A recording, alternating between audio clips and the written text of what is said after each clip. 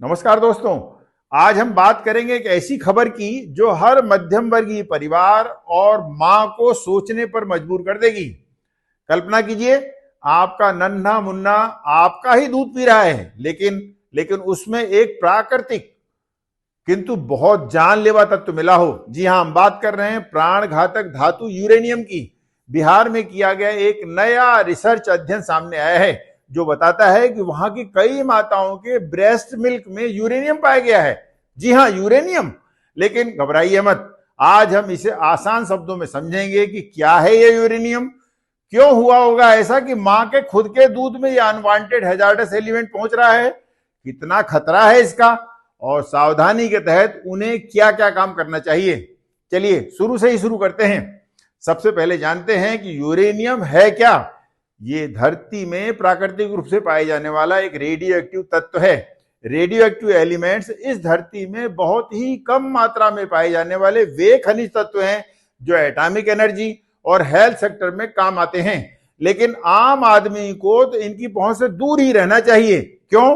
क्योंकि इन तत्वों से हमेशा ही प्राकृतिक रूप से रेडियो एक्टिव रेडिएशंस यानी खतरनाक विकिरणें निकलती रहती हैं जो मानव शरीर के लिए प्राण घातक हो सकती हैं। सोचिए, ग्रेनाइट जैसी चट्टानों से यह भूजल में घुल जाता है। बिहार जैसे इलाकों में जहां भूजल ज्यादा इस्तेमाल किया जाता है, फिर वो चाहे पीने का पानी हो या खेतों सिंचाई के लिए, ये पानी के साथ मिट्टी, फसलों और फिर हमारे शरीर में पहुंच जाता है। अध्ययन के मुताबिक बिहार के भूजल में यूरेनियम का स्तर कई जगहों पर WHO के द्वारा निर्धारित सीमा से काफी ज्यादा पाया गया है।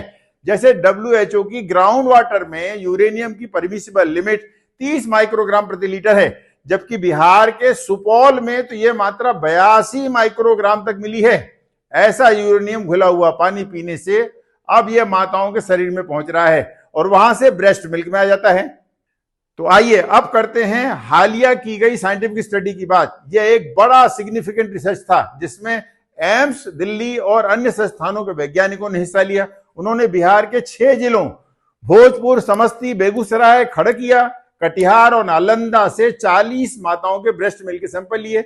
ये माताएं 17 से 35 साल की एज ग्रुप की थी और सैंपल्स 2021 से 2024 तक जुटाए गए।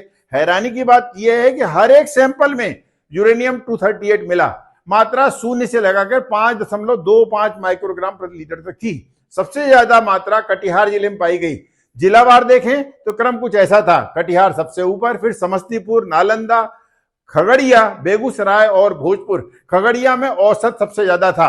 अब सवाल यह है कि शिशुओं पर उक्त यूरेनियम का कितना असर होगा।